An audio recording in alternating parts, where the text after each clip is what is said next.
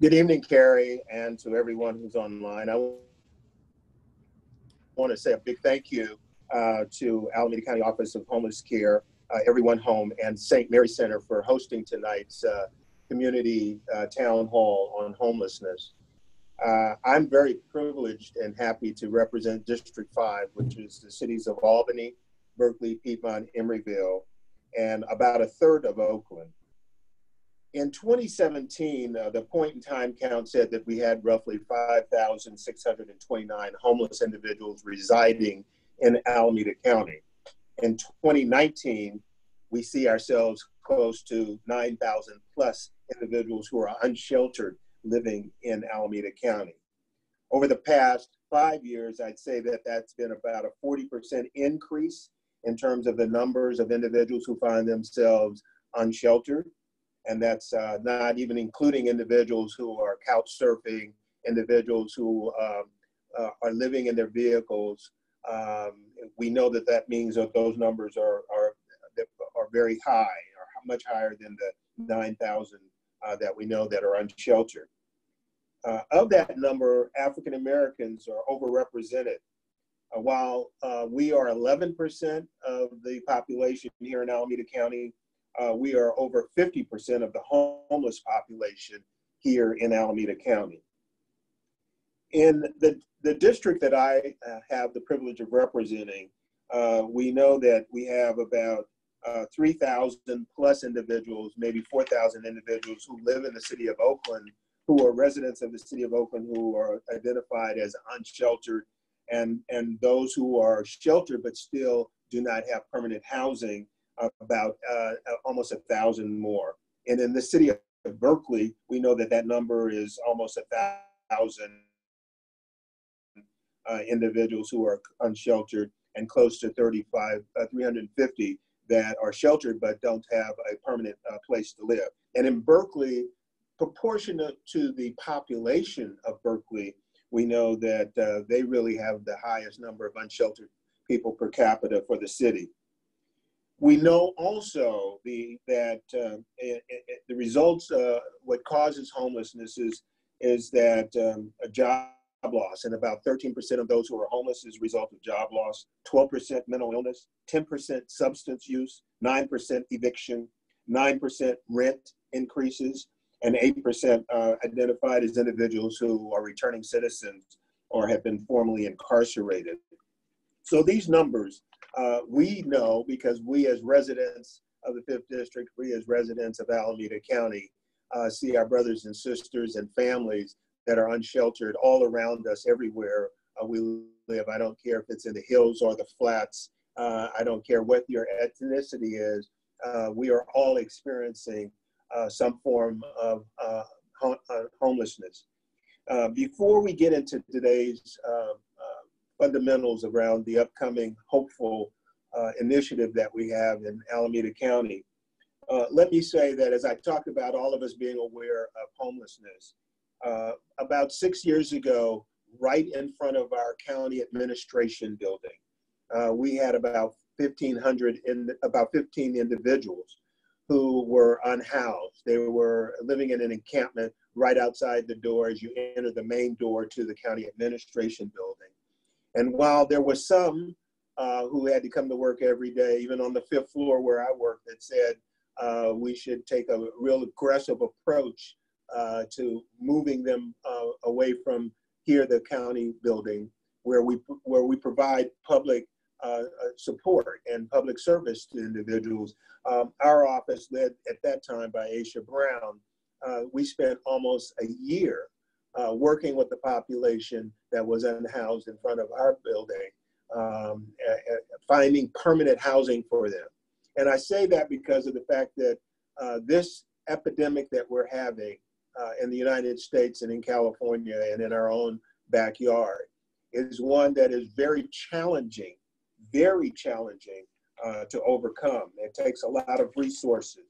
Alameda County has decided that we would come up with a 3-year plan, and Carrie is a major part of that, along with our healthcare department, as well as our social service department, and the county as a whole, if you will, that we have a 3-year plan to to go towards addressing this issue of homelessness in Alameda County.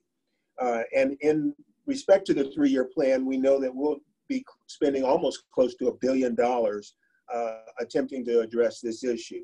About $580 million of that $1 billion comes from Measure 1A. A1, the voters of Alameda County had said, we want to do something about homelessness, and one of those fundamental rights that everybody should have is a place to live and lay their head every night. And so $580 million, which the voters voted on for Measure A1, goes towards 100% towards building and supporting affordable housing right here in Alameda County. Not 80%, not 90%, but 100%, towards retaining people and keeping people in their residence so they don't lose their housing, or supporting them in expanding their current housing to house other individuals who are unhoused. Our action plan that we have says that we'll spend $90 million per year from our general government funds to deal with this. And our base funding for address this issue each year comes to about $250 million a year that we would add towards addressing homelessness.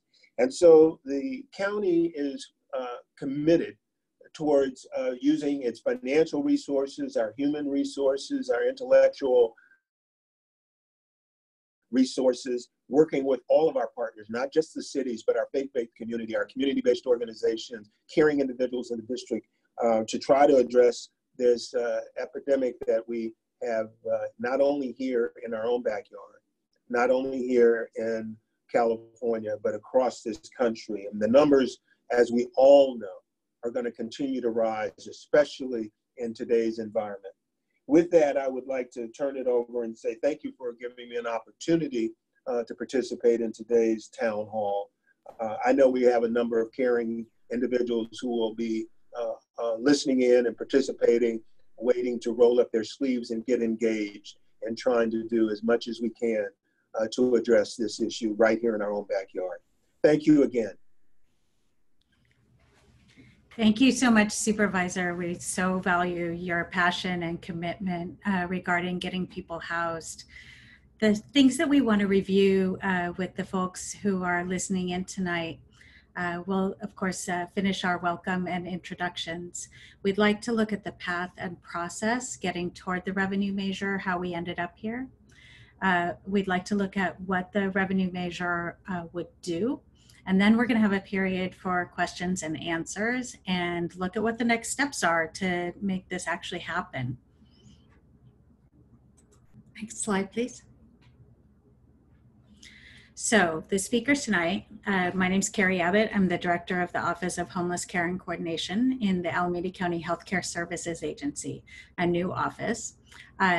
AlamedaCountyCA is going to talk about homelessness in Alameda County and the needs presented. She's the Executive Director of Everyone Home. And then Sharon Cornu will walk us through some of the timeline and next steps, and we'll all be involved in the question and answer session. So welcome to all of our speakers. We're so grateful to have you all here. And I'm going to turn it over now to AlamedaCountyCA. Thanks so much, Carrie. We are, Everyone Home is really delighted to co-host this evening with the office, Supervisor Carson's office, and I too want to echo the appreciation for his laying out the need and the commitment of the county to address the problem. And we're happy to be working with the Office of Care and Coordination and nonprofit partners like St. Mary's Center, but also BACS and Berkeley Food and Housing and Abode Services, and a number of providers who have been involved in crafting, bringing their expertise and experience, as well as those who have lived through homelessness or currently dealing with it, have informed and helped shape the proposals you'll hear about tonight. So when you, let's go to slide 7. Many of you have seen a version of this graph, and Supervisor Carson touched on the increase in numbers between 2015 and 2019. The most recent homeless count showed that on any given night, we have over 8,000 people experiencing homelessness. 80% of them are doing so without shelter. That means they're living on the streets or in encampments or in vehicles. And that number is double what it was 4 years ago. So we have all spent time, I know, in the last 6 to 8 weeks looking at the curves of the coronavirus infections.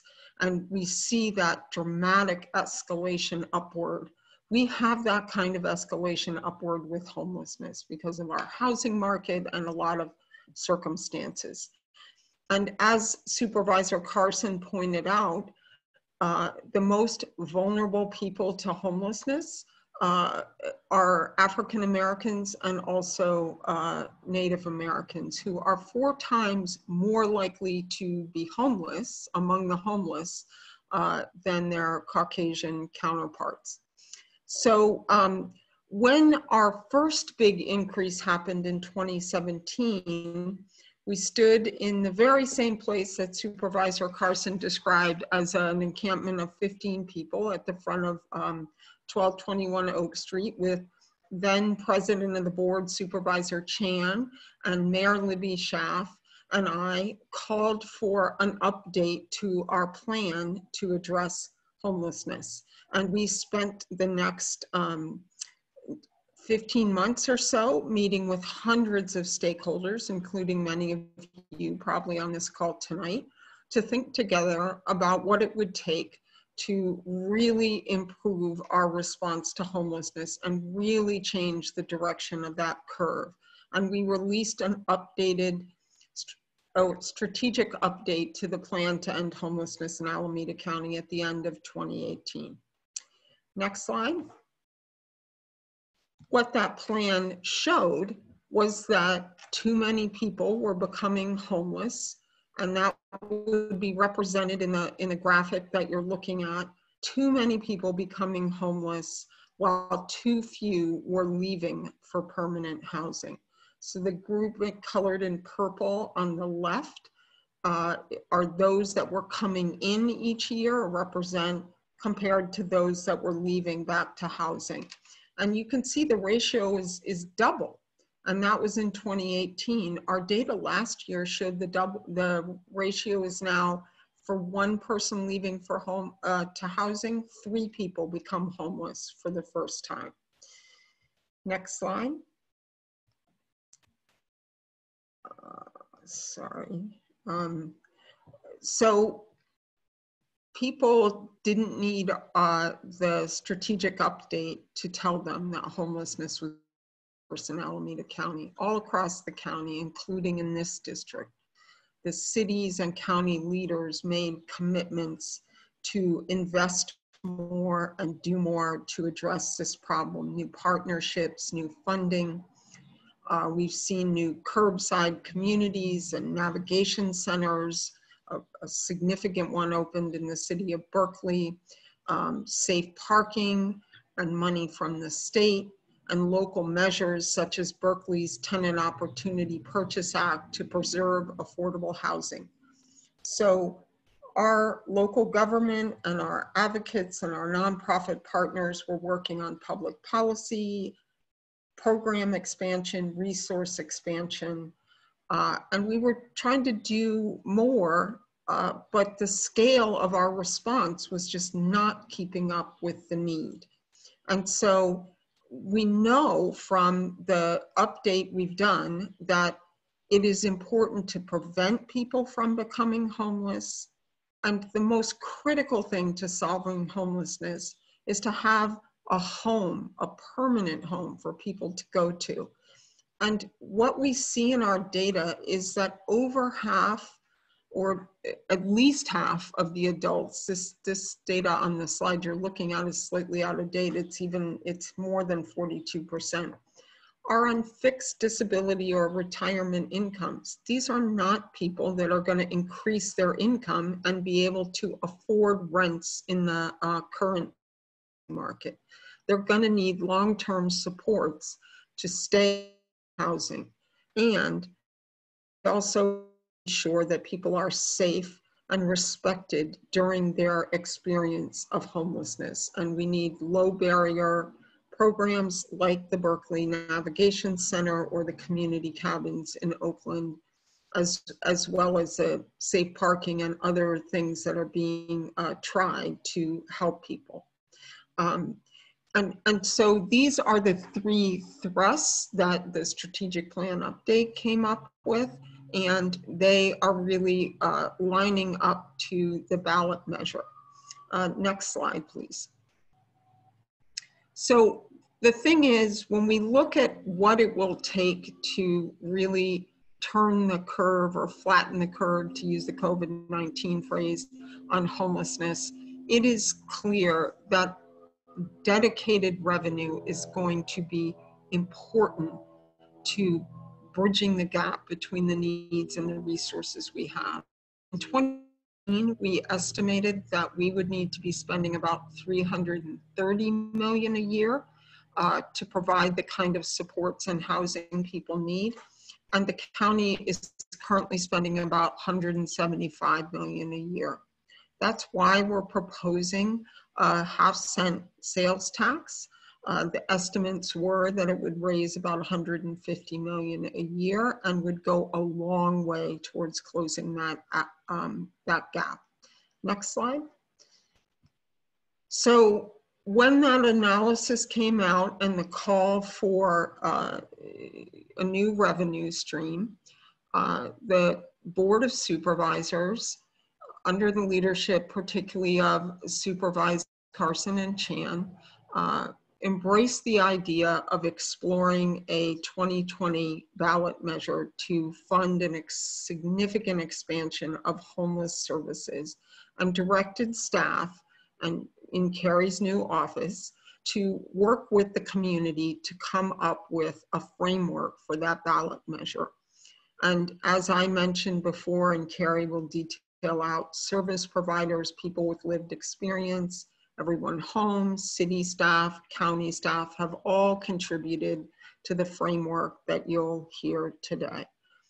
A group of experts worked in what was called the Policy Committee in the fall of last year, and we also established a more refined needs analysis that we called system modeling, and that was a countywide planning effort that dozens of people were part of.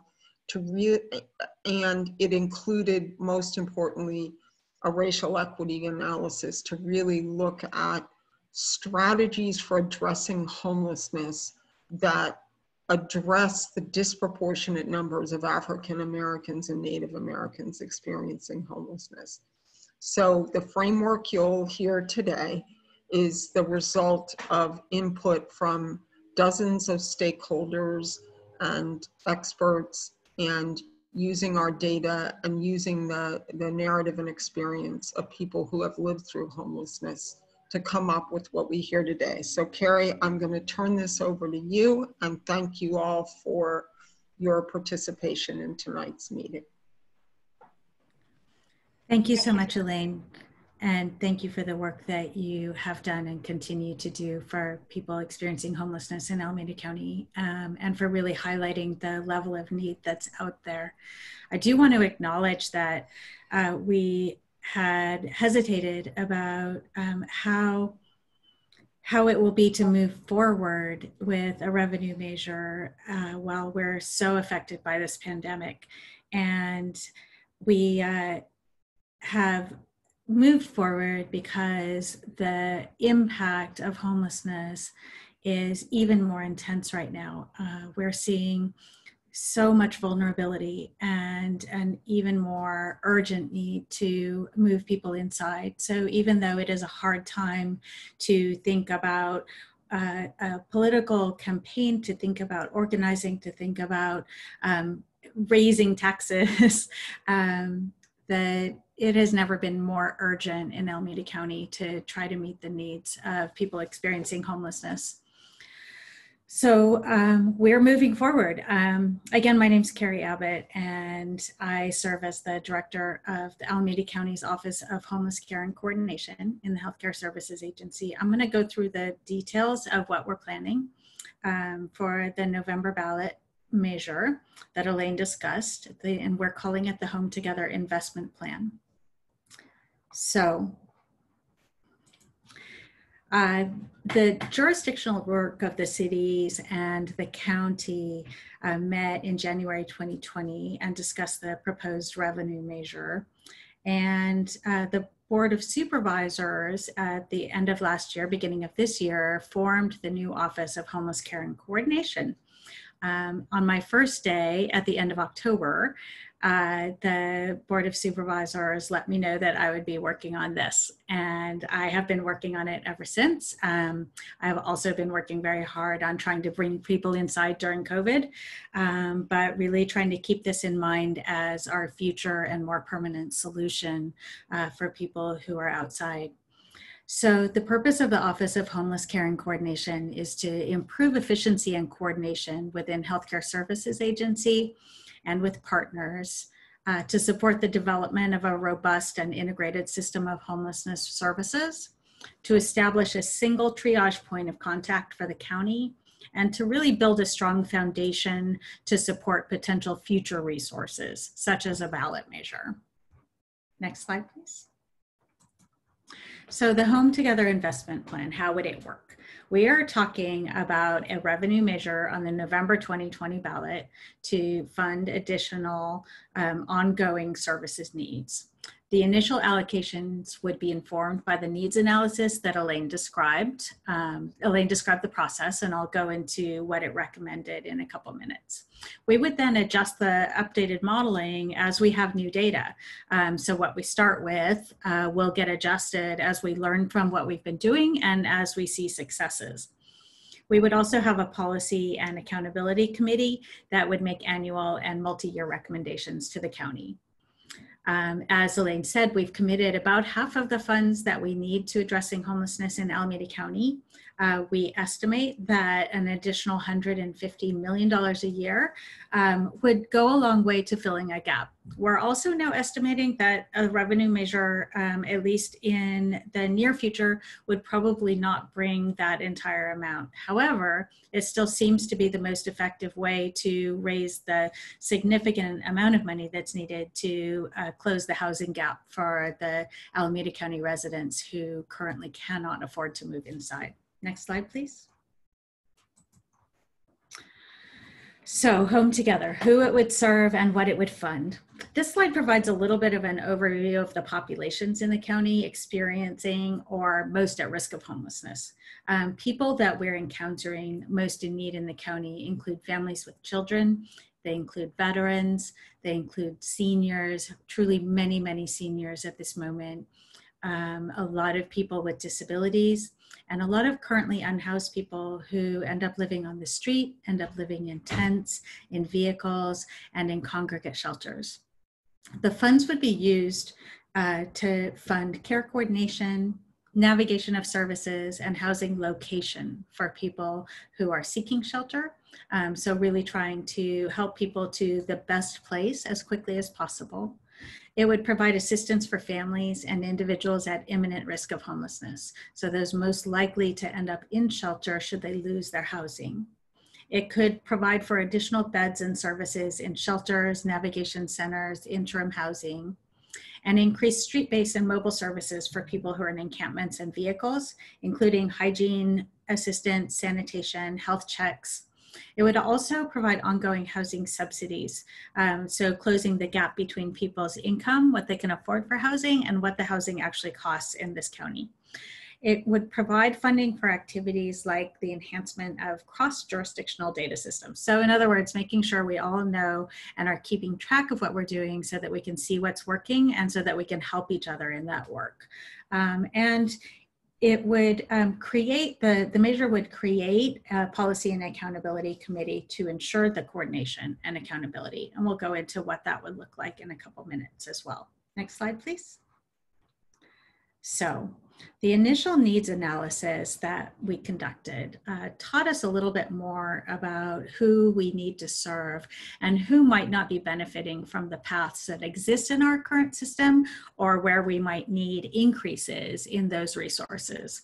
So for example, some statistics we learned that seniors and people with disabilities make up approximately 54% of the adult-only households that are homeless or at risk of homelessness. That's 54% of the single adults in this county are seniors or people with disabilities. More than 12% of our population in Alameda County are families with minor children. Families with minor children are currently in cars. There are some living in encampments, and there are many living in shelters. Some things that I want to make sure to communicate from the needs analysis. The high cost of housing in our county has been really pushing more and more seniors into homelessness. Seniors and people with disabilities living on fixed income often can't afford the rental costs, and additional funds and resources through this investment plan can help people on fixed incomes who would otherwise lose their homes, help them remain housed. And then 82% of the people who are currently experiencing homelessness in Alameda County lived here before they lost their homes. These are people from our communities who now need our assistance. One reminder though, the needs analysis will change over the life of the measure. And so we're committing to continuing to look and understand who is most in need and look at the disparities, look at where there are inequities in our system and where we're failing to serve the people most in need. Next slide, please. So some stories from Alameda County from doing this planning. We had an African-American senior tell us, I'm still looking and I'm 2 years into it. Everything is away from the lifestyle I built here. Antioch and other places are miles away. I built a life here for myself and I want to stay here. I want to stay close to my son and grandsons. In 2 years, I've gotten 2 interviews and finding something wheelchair accessible has been difficult for me. That's an African-American senior looking for housing in the community in which they live. Finding an affordable place, this is from a Native American woman, finding an affordable place, especially in Oakland, especially in Oakland, we are getting pushed out. You got to jump through hoops and find the hoops. I just want to work and go home and live okay. I just want the minimum. It's not having enough affordable housing. Everyone is looking.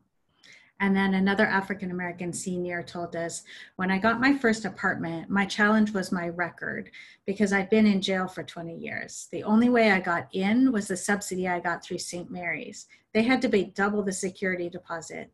It made it really hard because they hold mistakes against you. I'm kind of stuck where I'm at because I know it will be a problem if I need to ever go anywhere else, even though I have completely changed. Next slide, please. We love gathering the stories and listening to what they tell us and making sure to keep people with lived experience, both their stories in front of us, but also keep people with lived experience at the table planning with us. One of the commitments in the Planning and Accountability Committee is to really, sorry, next slide. Am I frozen? No, okay. Got it.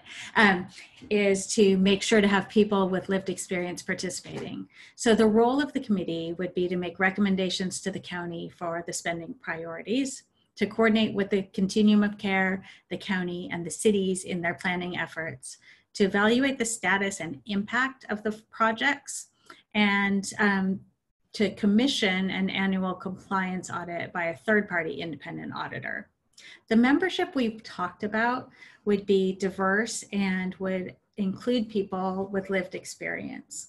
There are not slots assigned right now, but the people that we've identified who should be involved in making the decisions would be the supervisorial districts, the cities, the county departments, the nonprofit providers who deliver these services every day, the healthcare partners, the continuum of care, and the affordable housing developers or local businesses. The county would administer the funds, and Sharon Cornu is going to come back and tell us about the timeline and how it would go.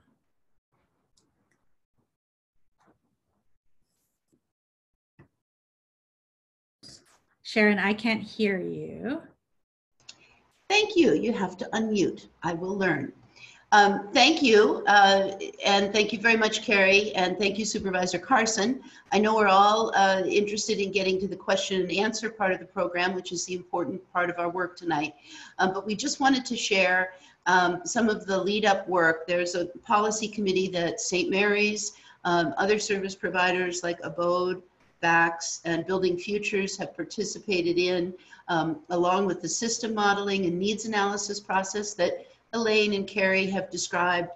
St. Mary's hosted a breakfast for about 30 service providers and advocates March 4th, which seems like a long time ago now. And on March 31st, we had a call, again, with the focus on service providers. That was part of a lovely community engagement plan that we had that really got sidelined by the COVID virus and led to tonight's virtual town hall meeting. So we're grateful that we can still come together. Last night we had about 130 participants. Tonight we're right around 60. Seeking public input at the close of the presentation tonight. After your questions and answers, you'll have an opportunity to learn a little more about where you can make your voice heard. But we're taking feedback now, looking at some of the changes and adjustments that need to be made to the proposal to reflect community interest. And then we hope you'll be joining us as we move to the Board of Supervisors in June and July to pass the measure and put it before the voters this November 2020. We're excited to be moving forward at this time. Thank you. Let's hit the next slide. And this is the exciting part of the program. We're going to move into questions and answers. A couple different ways to participate. If you are teleconferencing through a computer, you can use the button at the bottom of your screen to raise your hand, and a moderator will call on you. You'll need to unmute your microphone, as I so poorly demonstrated. But tell us the name of your city, tell us your name and the city you're calling from, and we'll be eager to hear your question or comment. If you're dialing in by phone, please dial *9, that's *9 to raise your hand. And when you're called, the host will automatically unmute your mic. If, when we come to you, your question's been asked and answered, please feel free to pass. And we will hope to get through all of the questions tonight. Based on our experience last night, I'm going to ask both the folks asking the questions as well as the folks answering the questions to pay attention to our limited time. We have a hard stop tonight at 7:30, so we're going to ask people to move pretty quickly through the questions and the answers. I'll check back in and nag from time to time. Thanks. So I believe our moderator can get us kicked off and take our first question. And it's great to see so many familiar names among tonight's participants. We've got folks with many, many years of experience and leadership in the community joining us. Okay, speaker, you have been unmuted. Please unmute your mic.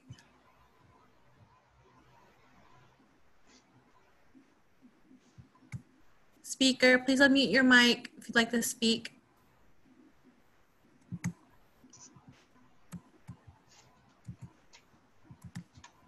Next speaker. Please unmute your mic. Hi, do you hear me? Yes. Hi, this is Dan Kolb, City Council Member in Oakland. Thank you so much, Supervisor Carson and all the county staff and advocates for putting this forward. We obviously have a lot to do, and with the crisis at hand, the potential for even more to do than we had otherwise would have. I guess one question I have, and I appreciate all the work that's going into this so far, and there's more to do, and we look forward to having something available for voters to consider to help us with more resources for this very serious set of challenges we have with our unhoused populations. Obviously, in Oakland has roughly about half the homeless population in Alameda County, and I guess the question, one of the questions is the allocation of the resources once they're collected, what's the proportionality involved in terms of making sure the seriousness of the challenges in Oakland get its proportionate share of the total funds raised by this? Thank you for asking, and thank you so much for joining us. I do want to just first clarify that tonight's session ends at 7 p.m.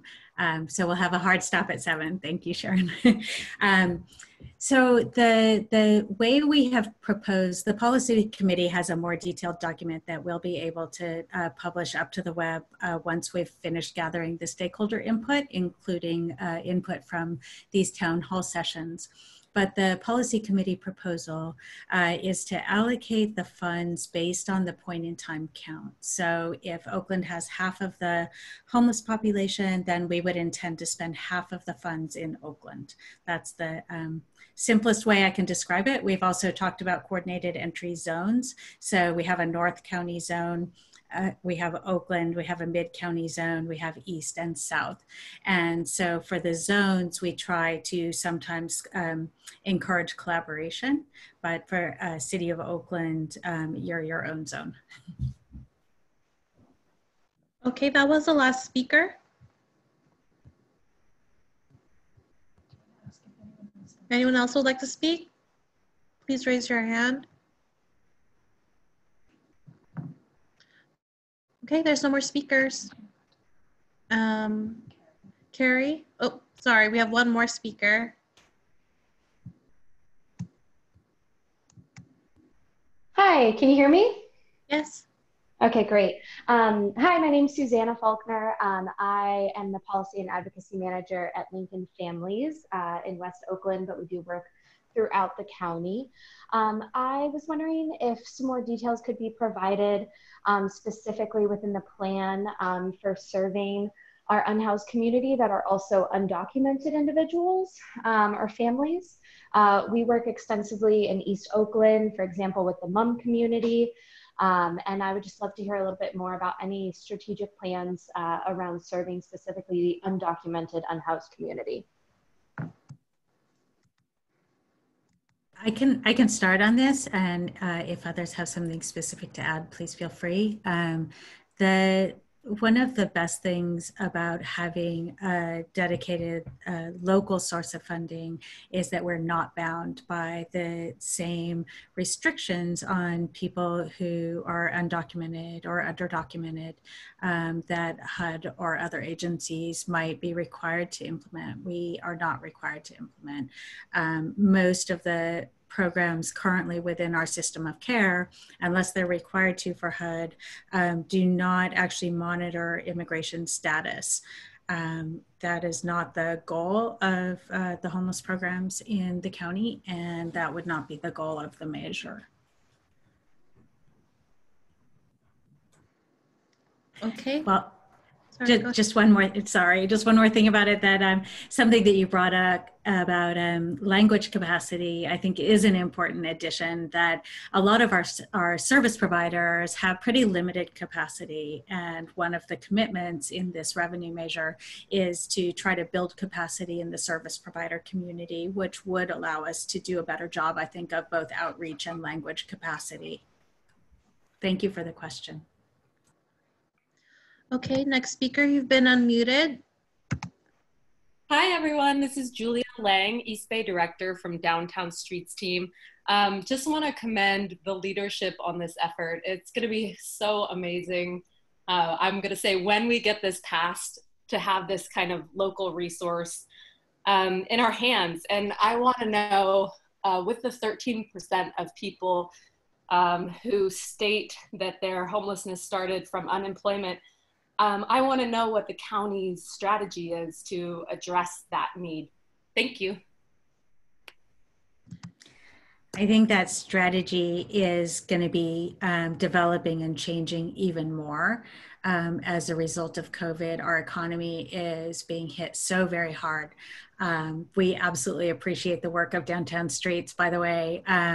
It's been an amazing pathway into employment for so many people. And so I would like to clarify that workforce services are part of what would be included in the potential funding in the Home Together investment plan. And if we want to work out the details of all of the potential workforce services, it'll take longer than this town hall, but it is something that we see a really critical need for, especially with so many people at risk of losing their housing right now, or who have lost housing and need to be able to be back in the workforce. If I may, this is Keith Carson, if I may for a second. We're also very fortunate because of the fact that embedded right here at the county administration building is one of the largest business associations in both Contra Costa and Alameda County that has a diverse membership of diverse businesses that are there. And along with the social fabric of our county, we have been leveraging those relationships to try to work not only with people who are unsheltered, but preventing them from being unsheltered in the job area.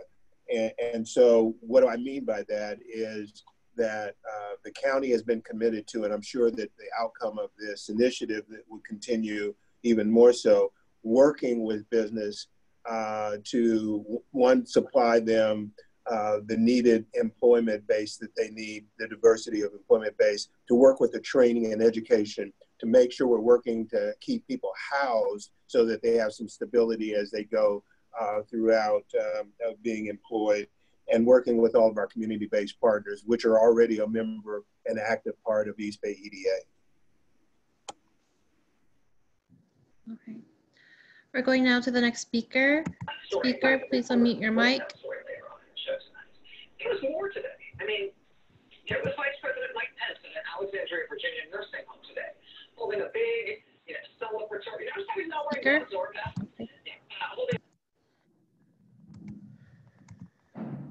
Okay, next speaker, please unmute your mic.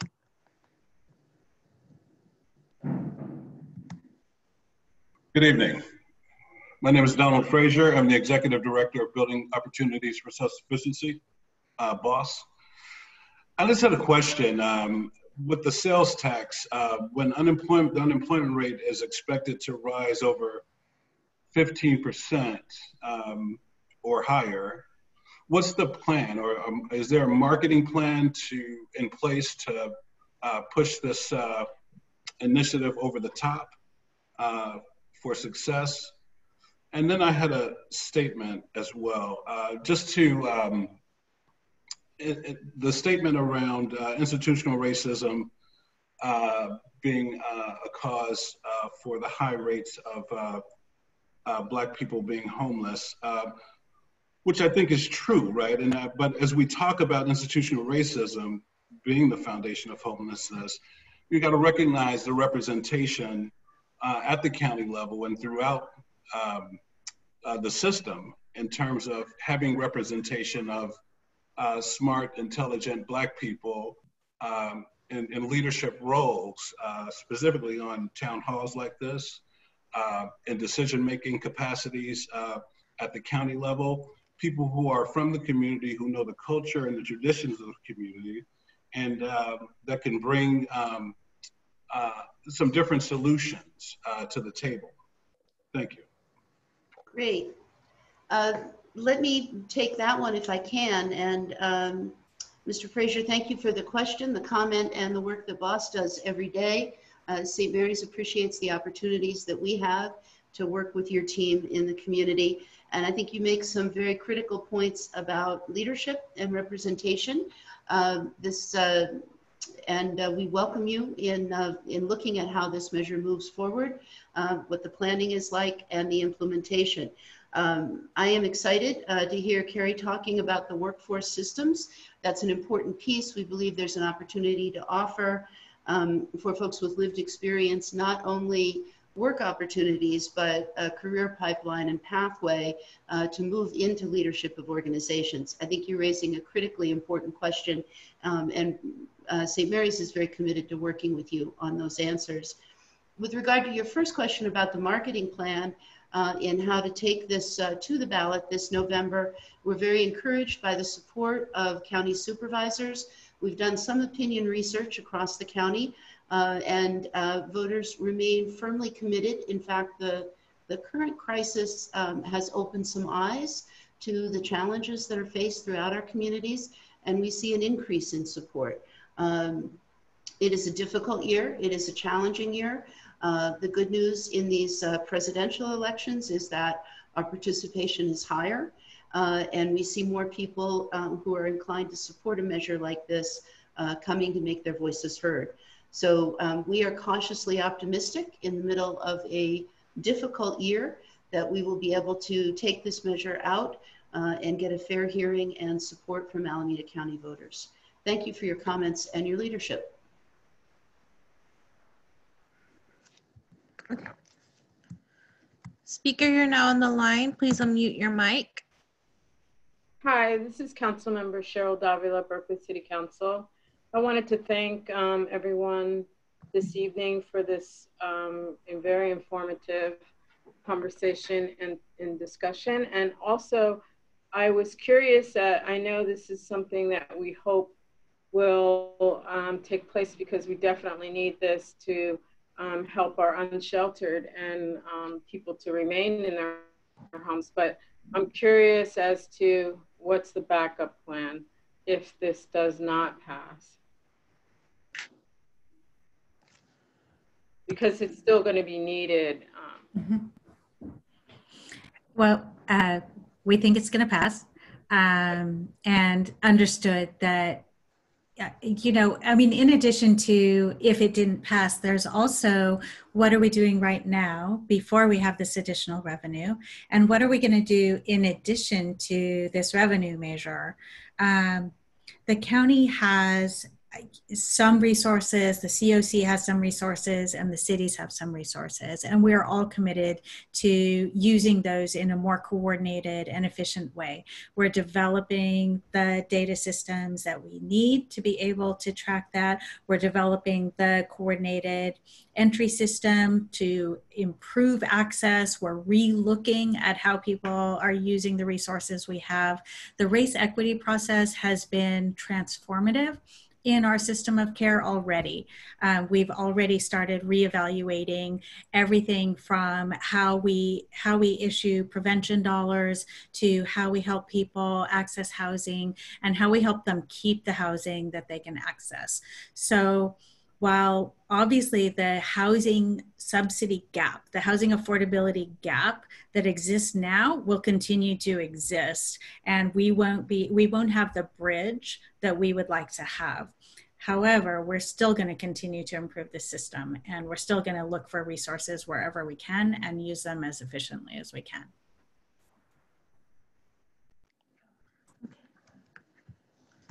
Speaker, you're now on the line. Please unmute your mic. Good evening. This is Cheryl Sudeth, and I'm not sure I heard the answer to the question from Mr. Frazier, and I'm not even sure that I heard the question from Ms. Davila. I hear you keep talking about the racial equity component, and I'm glad to hear it. I've been to a number of these meetings. I've been listening to this for a number of years, talking about, and I've been working with our unsheltered population in different capacities, both in Alameda County and in Contra Costa.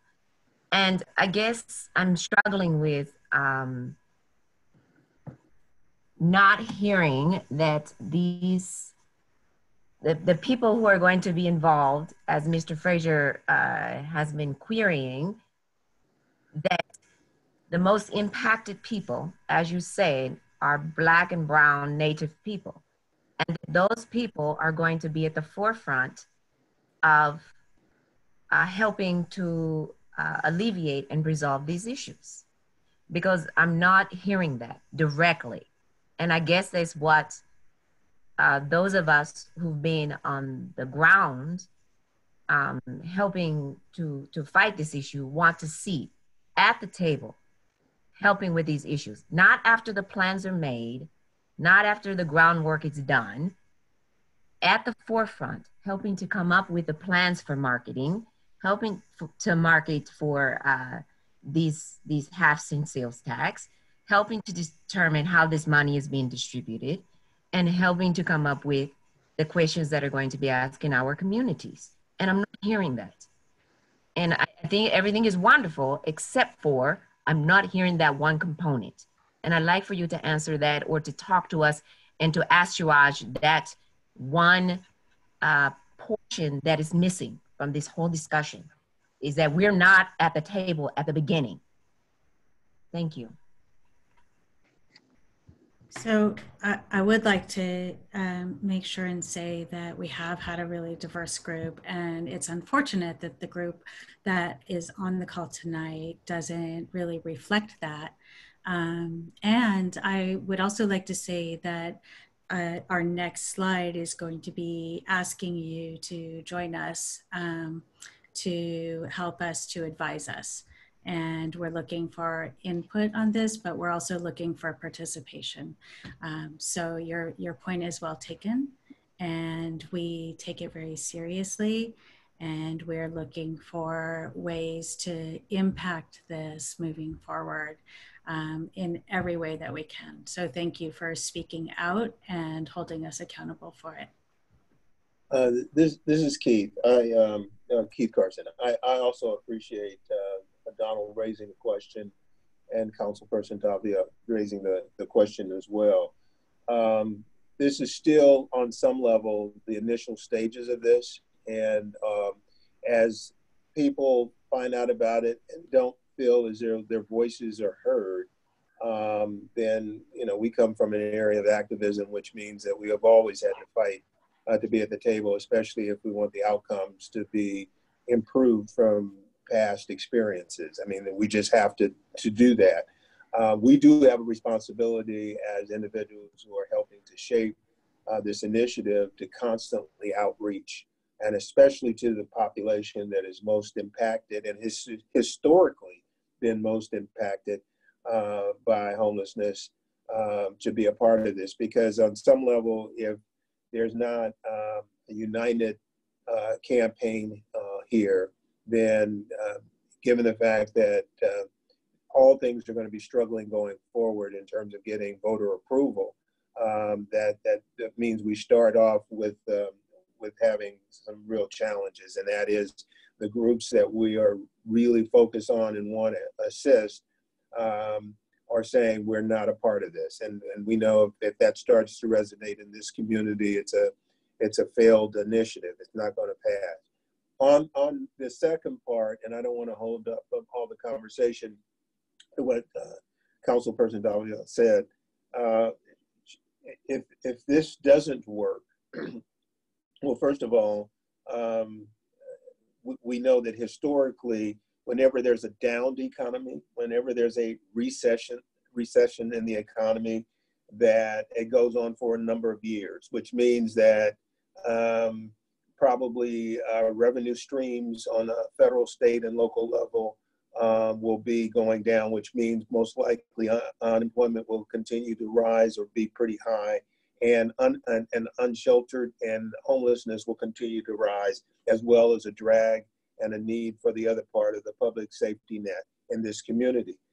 We're all going to have to constantly fight to be at the table and look at holistically how we leverage scarce resources to try to provide to the least amongst us in this case. And again, it's going to mean that we have to be loud and vocal about our position. And so, we have to welcome that to this table.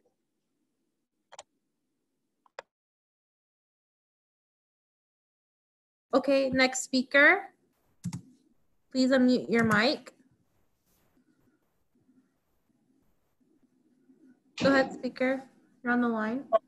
Good evening. My name is Deborah Nelson, and I'd like to thank you for what is my second evening of listening to all that is occurring. So as a lifelong resident, I appreciate the work on the ground. And I guess I will start off by saying that I too echo the sentiment of not having really heard this evening nor last night what I'm looking for, which is equity and outreach, and how very important it is to be at the table in the beginning when initiatives such as this are planned, so that those who are voiceless have appropriate representation. So I really appreciate having heard that there is intent to be inclusive. It's unfortunate, and I'm curious why those who are included, I noticed that Ms. Abbott, you stated that it's unfortunate they aren't on the call. So that's a little bit concerning to me, and I wanted to express that. But initially, when I raised my hand, I also have a concern with equity in distribution of the funds throughout Alameda County. And of course, we know that there is a lot of unfortunate homelessness existing in the city of Oakland, as well as, Berkeley. But what is the plan to the distribution as it relates to the various cities within the county of Alameda? Is it solely based on the numbers? And I did hear those last night. Thank you very much.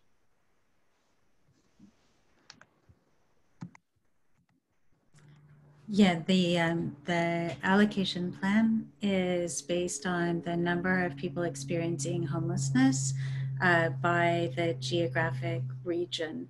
So we track the number of people in Berkeley, the number of people in Oakland, and in the rest of the cities throughout the county. And then we allocate percentages by region. So as the earlier speaker noted, the city of Oakland had about half of the homeless population. North County without the city of Oakland, I'm gonna look at Elaine on the, I think it's around 20, 25, 20. Well, it's around 20, yeah. Mm-hmm, mm-hmm. And to the earlier question, honestly, there, like I said, it has been a diverse group of people at the table, both of people with lived experience of homelessness and from a race equity standpoint. And the people who volunteered to do the town hall part of this are the people you see in front of you, including my boss there, Supervisor Carson.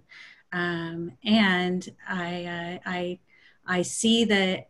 I see your point and want to try to do better on the next town hall and try to make sure that we're not only being inclusive and representative, but that we are also showing to the people listening and working with us that that is true. So thank you. Carrie, I would like to build on both the question about regional distribution and talk about how the equity analysis showed up in the proposal. So want to be clear that the framework is not distributions directly to cities, but to geographies in the county. What we found in doing our work is that a lot of people cross boundaries to get services, and that regional strategies make much more sense. Of course, Oakland, as Carrie said, is a region of its own, but North County, Mid, South, and East are distributed more on a regional basis as opposed directly to cities. And then I did want to note that one of the major offices that the Oakland's Office on Equity has been part of the planning process and the system modeling since the beginning, as well as Alameda's on public health, really the race equity analysis, as well as the pathways out of homelessness that have been proposed. One of the things that I think is distinct in this proposal is from many strategies across the country around homelessness is the recognition that for African Americans, homelessness is economic often. And so when you've got a combination of solutions that are either short-term rental subsidies like rapid rehousing or permanent supportive housing that are tied to profound medical disabilities as well as low income, you are in general missing solutions for the majority of African Americans who are experiencing homelessness. And what many of those folks need is assistance with paying the rent. They may need other supports, but the assistance with the rent is the really critical component to their housing stability. And so HUD won't pay for that. The federal government won't pay for that, and currently the state won't pay for it. So we will use this measure to address that gap that shows up as a bigger need among African Americans experiencing homelessness. And so when we bring a racial equity lens to the analysis, it helps us come up with solutions that are a stronger fit for the needs of different communities. However, I also want to acknowledge the point about leadership and representation in the town halls is important and will be addressed, absolutely. Okay, that was, just a moment, there's one more last speaker. Speaker, go ahead, you're on the line. Hi, it's Deborah again. Thank you for those responses, and particularly what you just said last about the leadership and representation being visible. In transparency, I always wonder when I don't see those who are included in very important forums such as this. I'm curious what's going on when the cameras are off. Like, why would they not be here, so that we're not just hearing from you as presenters? And thank you for Board of Supervisor Carson for your presence tonight. Is everything okay? Is it stable right now, where we can have strong faith that confidence and faith that you are stating that this will be something that we see enhanced in the future, so that we can all be on board? Because I do like what I hear, and I'm also just interested if there is an opportunity for youth involvement in this measure.